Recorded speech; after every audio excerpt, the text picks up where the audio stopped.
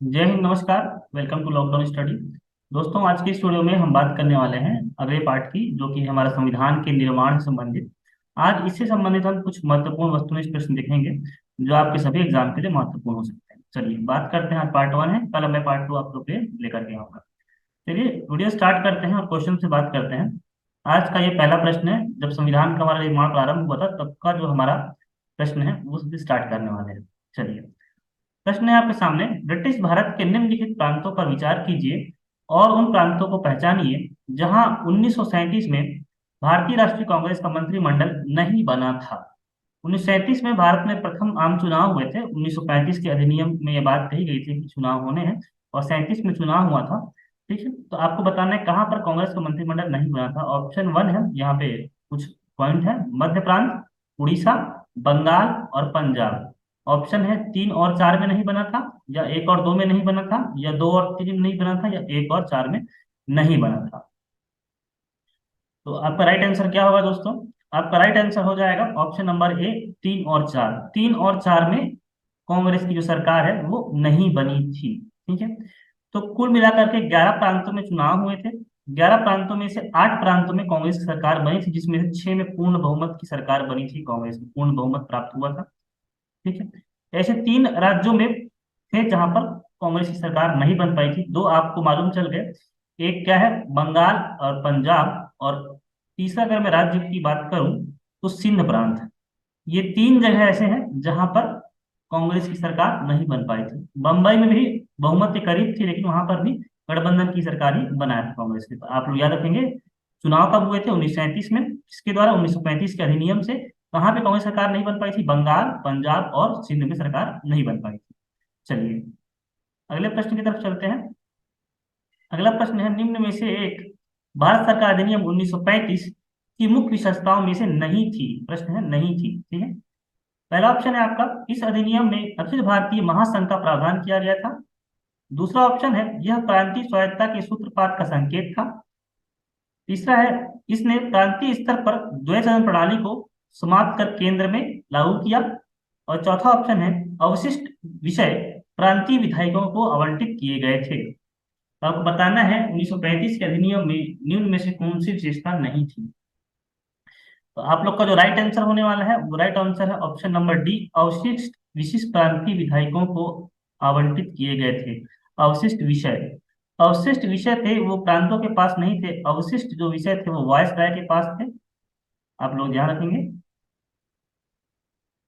पहला जो है, इस अधिनियम में अखिल भारतीय महासंघ का प्रावधान किया गया था। ये बिल्कुल सही बात है, प्रावधान किया गया था, लेकिन यह प्रावधान सफल नहीं हो पाया था, क्योंकि जो देसी रियासत थे उन्होंने साथ देने से मना कर दिया। देसी रियासत साथ देने से मतलब साथ में आने से मना कर दिया देसी रियासतों ने। इसके कारण ये प्रावधान लागू नहीं हो पाया।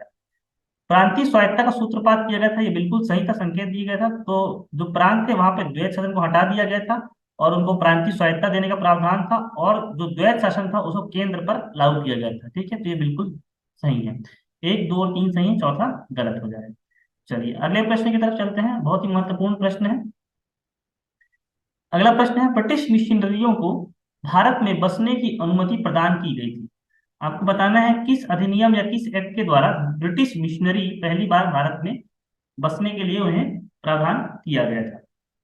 ऑप्शन नंबर है, ए है 1784 ब्रिटिश इंडिया एक्ट के द्वारा, 1773 के रेगुलेटिंग एक्ट के द्वारा, 1793 के चार्टर एक्ट के द्वारा, और लास्ट ऑप्शन है 1813 के चार्टर एक्ट के द्वारा। तो सबसे पहले मैं राइट आंसर की बात करता हूँ। जो आपका राइट आंसर है वो 1813 के चार्टर एक्ट के द्वारा। 1813 का जो चार्टर एक्ट है दोस्तों, ये बहुत ही ज्यादा इंपॉर्टेंट है। इसमें 4 प्रमुख टॉपिक है, मतलब प्रमुख पॉइंट है, उनको आप लोग याद रखेंगे। पहला जो इसका बहुत ज्यादा इंपॉर्टेंट पॉइंट है वो ये है कि कंपनी के व्यापारिक एकाधिकार को समाप्त कर दिया गया। कंपनी को यहाँ व्यापार करने के लिए ब्रिटेन की तरफ से एक एकाधिकार प्राप्त था, व्यापारिक एकाधिकार, उसको समाप्त कर दिया गया। ये पूर्ण रूप से समाप्त नहीं किया गया। ठीक है, 1833 में पूर्ण रूप समाप्त होगा। चाय और चीन के साथ जो संबंध संबंध थे, चाय और चीन के साथ, वो जारी रहे। बाकी यहाँ पे एकाधिकार समाप्त हुआ। ये भी 1813 का बहुत इंपॉर्टेंट पॉइंट है। दूसरा इंपॉर्टेंट पॉइंट ये है कि शिक्षा के प्रसार के लिए यहाँ पर 1 लाख रुपए, 1 लाख रुपए प्रति वर्ष खर्च करने का भी प्रावधान इसमें किया गया था। तो चार्टर एक्ट से आप 3 चीजें रखेंगे। पहला क्या, ब्रिटिश मिशनरियों को बसने की इजाजत दी गई है। दूसरा क्या है, व्यापारी का अधिकार समाप्त कर दिया गया। तीसरा क्या है, 1 लाख रुपए इस पर शिक्षा पे खर्च करने का प्रावधान किया गया था कि शिक्षा जो होगी भारत में अंग्रेजी शिक्षा होगी और प्रति वर्ष 1 लाख रुपए इस पर खर्चा किए जाएंगे। तो ये 1813 के जो चार्टर एक्ट आया था उसके ये प्रमुख प्रावधान थे। चलिए अगले प्रश्न की तरफ चलते हैं। ब्रिटिश सरकार के किस अधिनियम में सबसे पहली बार भारत में शिक्षा के लिए 1 लाख रुपए दिए गए थे। अभी जस्ट हम लोगों ने इस प्रश्न को डील किया ऊपर में, तो आप लोग को सबको पता होगा, इस पर बहुत ज्यादा डिस्कशन करने की जरूरत नहीं है। चार्टर अधिनियम 1813 मैंने बताया, 1 लाख रुपए प्रति वर्ष इस पर देने के लिए कहा गया है। मिशनरी को बसने की व्यवस्था कर दी गई है धर्म प्रचार के लिए, और यहाँ पर जो एकाधिकार था कंपनी का व्यापार करने के लिए उसको समाप्त किया गया था। 3 प्रावधान इसके आप लोग याद रखेंगे, एग्जाम में यही बार बार पूछे जाते हैं। चलिए अगला है बहुत महत्वपूर्ण प्रश्न। निम्नलिखित में से किस अधिनियम में कलकत्ता में सर्वोच्च न्यायालय की स्थापना का प्रावधान किया गया? ये भी बहुत महत्वपूर्ण प्रश्न है। चलिए, हमारा उद्देश्य दोस्तों प्रश्नों को कठिन करना नहीं है। जो भी प्रश्न इंपॉर्टेंट होते हैं, जो परीक्षा की दृष्टि में बहुत महत्वपूर्ण है, उनको लेकर के मैं आप सभी के सामने आता हूँ, और बहुत बार ये रिपीट भी हो चुके हैं और आने वाली परीक्षाओं में भी पूछे जाएंगे। तो किस में प्रावधान किया गया था? ऑप्शन है 1784 का, रेगुलेटिंग एक्ट 1773 का, चार्टर एक्ट 1813 का, और चार्टर एक्ट 1833। तो जो इसका राइट आंसर होने वाला है दोस्तों, चार्टर जो है वो है 1773 का। ठीक है, जो पहला चार्टर आया था, सॉरी रेगुलेटिंग, जो पहला रेगुलेटिंग एक्ट आया था, इसी पर ये प्रावधान किए गए थे। इसमें कुछ और इंपॉर्टेंट प्रावधान है आप लोग के लिए, उसको मैं यहाँ पे लिख देता हूँ। 1773 में ये एक्ट आया था, और जो न्यायालय है वो 1774 में बना था। कहाँ में बना था ये? कलकत्ता में। ऊपर लिखा हुआ है। इस पर सर्वोच्च न्यायालय बनाया गया था, मतलब सुप्रीम कोर्ट की बात हो रही थी, सुप्रीम कोर्ट बनाया गया था। इसमें जो थे, एक मुख्य न्यायाधीश था आपका, ठीक है, और 3 अन्य थे। 3 अन्य न्यायाधीश थे। जो मुख्य न्यायाधीश था, एलिजा इम्पे नाम था उनका। क्या नाम था उनका? एलिजा इम्फे। ठीक है, ये बहुत ज्यादा इंपॉर्टेंट है, याद रखिए। साथ में ये पहला प्रावधान था। दूसरा जो 1774 में ये आया था, 73 में जो एक्ट आया था, इसमें बंगाल के गवर्नर को गवर्नर जनरल कहा दिया गया। क्या कह दिया गया? गवर्नर जनरल कहा जाने लगा। बंगाल का जो गवर्नर था उसको गवर्नर जनरल कहा जाने लगा। और इसके तहत वारेन हेस्टिंग का नाम उन्होंने पढ़ा होगा, वारेन हेस्टिंग। ठीक है, ये पहले गवर्नर जनरल थे बंगाल के। चलिए अगले प्रश्न की तरफ चलते हैं दोस्तों। निम्नलिखित में से, अगला प्रश्न हमारा देखिए, निम्नलिखित में से भारतीय स्वतंत्रताओं का अधिकार पत्र किसे कहा गया है? ठीक है, भारतीय स्वतंत्रताओं का अधिकार पत्र, या इसको हम लोग कहते हैं मैग्ना कार्टा। क्या कहते हैं? Magna carta. तो भारत में एक पढ़ा लिखा वर्ग था, उन्होंने इसके अधिकार पत्र को मैग्ना कार्टा कहा। इनमें से कौन सा एक्ट था? पहला ऑप्शन है आप लोग के पास 1784 का, fits India act, regulating act 1773 जो भी लोग डिस्कस किए, चार्टर एक्ट 1813, और महारानी घोषणा पत्र 1858। दोस्तों जिसका राइट आंसर होगा, आप लोगों को पता होना चाहिए, महारानी का घोषणा पत्र 1858। 1757 की क्रांति होने के बाद 1858 में महारानी ने घोषणा पत्र जारी किया था। इसी को मैग्ना कार्टा कहा गया था। क्या कहा गया था? Magna carta. यहाँ पे बहुत सारे परिवर्तन किए गए थे। सबसे जो मूल रूप से जो परिवर्तन था, जो वो था कि जो गवर्नर जनरल ऑफ इंडिया होते थे उनको वायस राय कहा जाने लगा था। क्या कहा जाने लगा था? वायस रॉय। ठीक है, ये आप लोग याद रखेंगे। लॉर्ड कैनिंग जो थे वो प्रथम वायस राय भी थे भारत के। ठीक है, कैनिंग, लॉर्ड कैनिंग। ठीक है, इसके अलावा इसमें और भी कुछ प्रावधान थे कि द्वैत सदन प्रणाली को समाप्त कर दिया गया था। इसमें जो द्वैत सदन प्रणाली होती थी उसको समाप्त कर दिया गया था।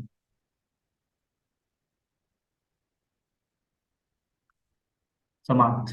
ठीक है, और दोस्तों मैं बात करूं कि भारत का एक और यहाँ पे पद क्रिएट किया गया था जो वायस राय को हेल्प करता, उसको सचिव कहा गया था। क्या? भारत का सचिव, राज्य सचिव कहते हैं, भारत राज्य सचिव। जो ये सचिव होते थे ये बहुत ज्यादा इंपॉर्टेंट है। जो भारत के राज्य सचिव होते थे, ये ब्रिटिश जो कैबिनेट होती थी, जो मंत्रिमंडल होता था, उसका मेंबर होता था, और ये डायरेक्ट जो होता था महारानी के प्रति, भारत की संसद और ब्रिटेन की संसद के प्रति, महारानी कह लें या संसद कह लें, उसके प्रति ये उत्तरदायी होता था। ठीक है, ब्रिटिश कैबिनेट का मंत्री था तो सरकार के प्रति ये डायरेक्टली उत्तरदायी होती थी। ये बहुत इंपॉर्टेंट चीजें हैं, इनको याद रखिए। मैग्ना कार्टा किसी का है? 1858। चलिए अगला प्रश्न है, बहुत ही महत्वपूर्ण है। देखिए, निम्नलिखित युग्मों में से कौन सा एक सही सुमेलित है? एक सही सुमेलित है बताना है, कौन सा डायरेक्टली सही सुमेलित है। इंडियन काउंसिल एक्ट 1919 जो है वो उत्तरदायी शासन के लिए है। दूसरा ऑप्शन है इंडियन काउंसिल एक्ट जो 1892 है वो निर्वाचन का सिद्धांत से संबंधित है। या गवर्नमेंट ऑफ इंडिया एक्ट है वो 1919 की प्रांतीय स्वायत्तता से संबंधित है। या गवर्नमेंट ऑफ इंडिया एक्ट जो 1935 है वो राज्यों में द्वैत शासन से संबंधित है। तो आपको इसका राइट आंसर बताना है। तो सबसे पहले मैं राइट आंसर की बात करता हूँ। राइट आंसर जो होगा वो है इंडियन काउंसिल एक्ट 1892, निर्वाचन का सिद्धांत। ठीक, यहाँ पर जो है भारत में निर्वाचन मतलब चुनाव की ये जो था अप्रत्यक्ष, किस प्रकार का था, अप्रत्यक्ष निर्वाचन की शुरुआत हुई थी अप्रत्यक्ष प्रकार से। ये जो है गवर्नमेंट ऑफ इंडिया 1935, अभी हम लोगों ने इसको डिस्कस किया था, राज्यों में द्वैत शासन को लिखा हुआ है, ये गलत हो जाएगा। केंद्र में द्वैत शासन यहाँ पे चालू किया गया था और राज्यों को स्वायत्तता प्रदान करने का प्रावधान किया था। ये केंद्र में स्टार्ट हुआ, इसलिए गलत हो जाएगा। ठीक है, जो 1929 में जो प्रांतीय स्वायत्तता है, यहाँ राज्यों में द्वैत शासन स्टार्ट कर दिया गया था, प्रांतों को स्वायत्त नहीं, राज्य में और ये जो 19 का 19 आप एक्ट देख रहे हैं, उत्तरदायी शासन का नहीं था ये। जो 1919 था वो सांप्रदायिक निर्वाचन के लिए प्रसिद्ध है। सांप्रदायिक मतलब मुस्लिम तुष्टीकरण के लिए, मुस्लिमों को अलग से यहाँ पर वोट डालने और प्रत्याशी खड़ा करने के लिए कहा गया था। तो 1919 वाला तो सबसे जो सही है वो है निर्वाचन। 1892 से ही अप्रत्यक्ष निर्वाचन की बात भारत में शुरू हो गई थी। चलिए अगले प्रश्न की तरफ चलते हैं, देखेंगे निम्नलिखित अधिनियमों में से किसने भारत में पृथक सांप्रदायिक निर्वाचन का प्रावधान किया? अभी हम लोगों ने ऊपर में डिस्कस किया है, आप लोगों को इसका राइट आंसर पता होगा। ये प्रश्न मोस्ट इंपॉर्टेंट है, सांप्रदायिक निर्वाचन के जनक बार बार पूछा भी जाता है। यहाँ पे इसका राइट आंसर आप लोग को पता होगा, भारतीय परिषद अधिनियम 1909। 1906 में जब मुस्लिम लीग का गठन हुआ था, उसके बाद से ही मुस्लिम लीग ये मांग कर रहे थे कि मुस्लिमों को प्रतिनिधित्व दिया जाए। तो सांप्रदायिक निर्वाचन ये 1909 का अधिनियम। तो 1909 का अधिनियम था, उसको मार्ले मिंटो सुधार भी कहा जाता है। क्या कहा जाता है? मार्ले मिंटो सुधार। तो जो मिंटो थे ये भारत के वॉयस राय थे। और ये जो मार्ले थे ये राज्य सचिव थे, भारत राज्य सचिव। जैसे मैंने बताया, जो 1858 का अधिनियम था उसमें राज्य सचिव, भारत राज्य सचिव की पद की घोषणा की थी। तो भारत राज्य सचिव मार्ले मिंटो सुधार कहा जाता है। ठीक है, ये दोनों अलग अलग व्यक्ति होते हैं, मार्ले अलग है और मिंटो अलग है। चलिए 1909 के अधिनियम को ही कहा जाता है।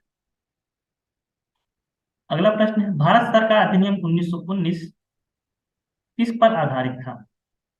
1909 का मैंने बताया मार्ले मिंटो, तो ये जो ऑप्शन है ये तो नहीं होगा। पहला ऑप्शन है मॉन्टेग्यू चेम्सफोर्ड सुधार, रैमसे मैकडॉनल्ड अवार्ड और नेहरू रिपोर्ट। तो जो 1919 ये भी बहुत ही ज्यादा सिंपल प्रश्न है, मॉन्टेग्यू चेम्सफोर्ड सुधार। ठीक है, मॉन्टेग्यू चेम्सफोर्ड रिपोर्ट।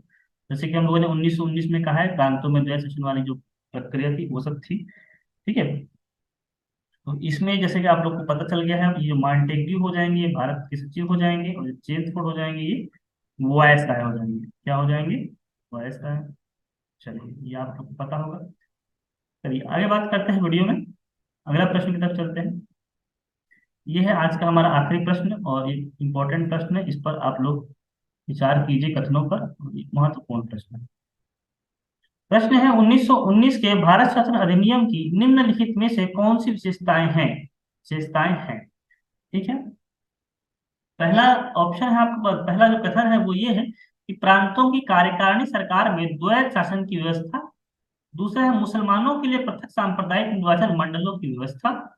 केंद्र द्वारा प्रांतों को विधीन शक्ति का हस्तांतरण।